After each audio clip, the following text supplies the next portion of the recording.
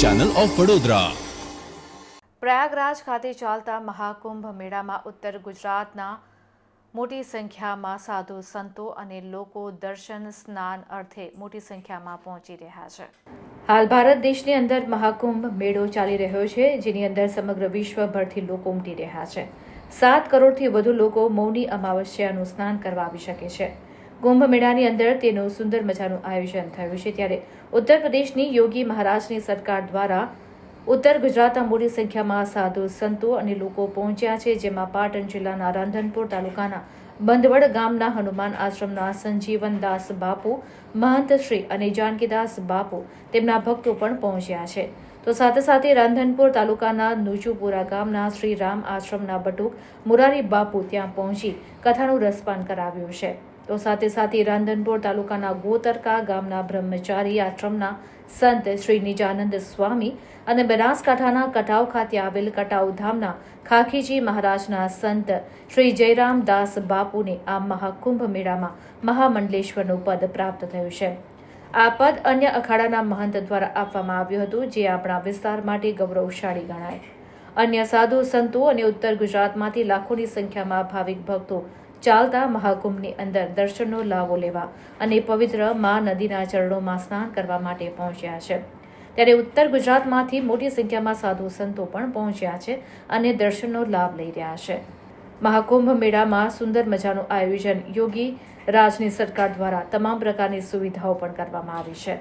અલગ અલગ સેક્ટરો બનાવી આવનારા ભાવિક ભક્તો માટે કોઈ પણ જાતની તકલીફ ન પડે તે રીતે ભોજન વ્યવસ્થા, રહેવાની, આરોગ્યની સુવિધા, તમામ પ્રકારની સુવિધાઓ ઉત્તર પ્રદેશ ભારતીય જનતા પાર્ટીની યોગી રાજ સરકારે કરી છે।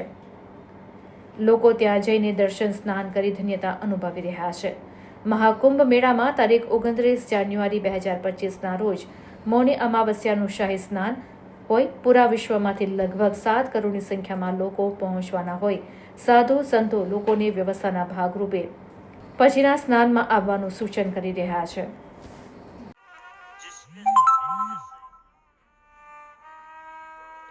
हम एक कथा का गान कर रहे हैं, जैसे वासुदेवाचार्य जी महाराज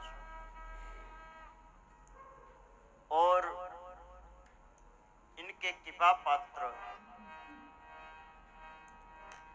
हमारे गुजरात से आए हुए थराद जिले से श्री गगरदास जी महाराज और आप सभी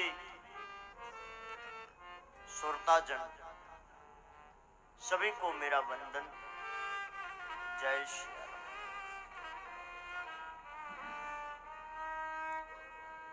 कल की कथा में हमने राम विवाह की कथा गाई। जीवन में से मैं कई बार कह चुका हूं कि मेरी कुटिलता दूर हो,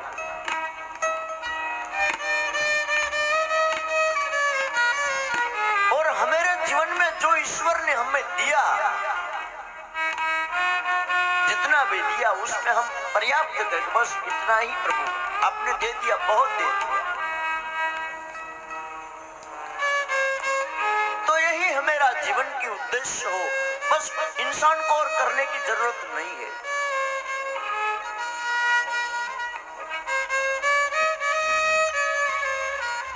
हमारी वजह से किसी के जीवन में कोई दुख न पहुंचे, यही तप है, वही तप है। हम घर में बैठे महाराज करे वो अच्छी बात है, करनी चाहिए, लेकिन यदि हम न कर पाए तो हमें दिल में ये कुटिलता न रहे, हम किसी और के लिए दुआएं मांगे। ओके महाराज। बोल खाखीजी महाराज की जय। ખાખીજી મહારાજની જગ્યા કટાવ ધામથી મહામંડલેશ્વર જયરામદાસજીના સાનિધ્યમાં પ્રયાગરાજ મહાકુંભમાં જ્યારે 144 વર્ષ પછી આ બહુ મહાયોગ આવ્યો છે, ત્યારે ભારતમાંથી અહીંયા કટાવધામ ખાલસાની અંદર સંતો, મહંતો, મહામંડલેશ્વરો, જગતગુરુઓ અને ઘણા બધા ભક્તો ગુજરાતભરમાંથી અહીંયા આવે છે. અહીંયા સતત માટે બધા ભક્તો માટે, સંતો, મહંતો માટે ભોજન પ્રસાદની પણ વ્યવસ્થા ખૂબ સરસ રીતે પૂજ્ય જયરામદાસજી મહારાજજી દ્વારા કરવામાં આવી છે. ખાખીજી મહારાજ જે ગુજરાતનું એક નહીં પણ સમગ્ર ભારત વર્ષમાં જેમની ખૂબ મોટી તપસ્યા હતી, એ તપસ્યાના ફળ સ્વરૂપે આજે કટાવધામ ખાલસાના અમારા પૂજ્ય જયરામદાસજી આજે મહામંડલેશ્વર પણ બન્યા છે. ત્યારે અમારા સાધુ સમાજમાં પણ એક ભક્તોમાં પણ એક ખુશીની લાગણી અનુભવી છે.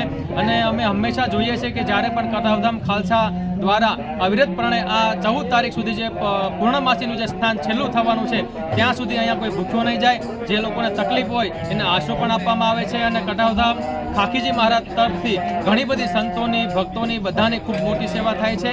અને કટાવધામમાં અમારા પૂજ્ય જયરામદાસજી મહારાજ પણ સંતોનો આદર સત્કાર અને ભક્તોની પણ ખૂબ સારી એવી સેવા પૂરી પાડવામાં આવે છે. જય ખાખીજી મહારાજ. તમારું નામ? મારું નામ છે વિજયદાસ, ડાકોરધામ, ગુજરાત. જય સીતારામ. વિશ્વની સૌથી મોટી મેળા મહાકુંભ પ્રયાગરાજ અતિ દિવ્ય અને ભવ્ય આજે ચાલી રહ્યો છે. એમાં ગુજરાતથી અનેક ખાલસાઓ આવીને ખૂબ સરસ સેવા કરી રહ્યા છે. ઉત્તર ગુજરાતથી ખૂબ ઘણા બધા સંતોએ પધાર્યા છે અને ખૂબ સેવકો પણ આવ્યા છે. અગ્નિમત સ્નાન મૌની અવસરનું છે, જેમાં લગભગ 7 કરોડની પબ્લિક આવવાની સંભાવના છે. એની સંપૂર્ણ સુરક્ષિત અને સુવ્યવસ્થિત તૈયારી થઈ રહી છે. અને આપણા વિસ્તારમાંથી ખૂબ સેવકો આવ્યા છે અને ટ્રાફિક બહુ ભયંકર છે. એટલે એક ખાસ સૂચના એ છે કે ભાઈ 29નો સ્થાનથી બચજો, પ્રયાસ કરો તો 3 તારીખના સ્થાનમાં પધારો એવું હોય તો. અને ખૂબ ખૂબ મંગલ શુભકામના સંપૂર્ણ વિશ્વ માટે, સંપૂર્ણ રાષ્ટ્ર માટે, આપણા ક્ષેત્ર માટે પણ. બધાને જય સીતારામ, હરિઓમ.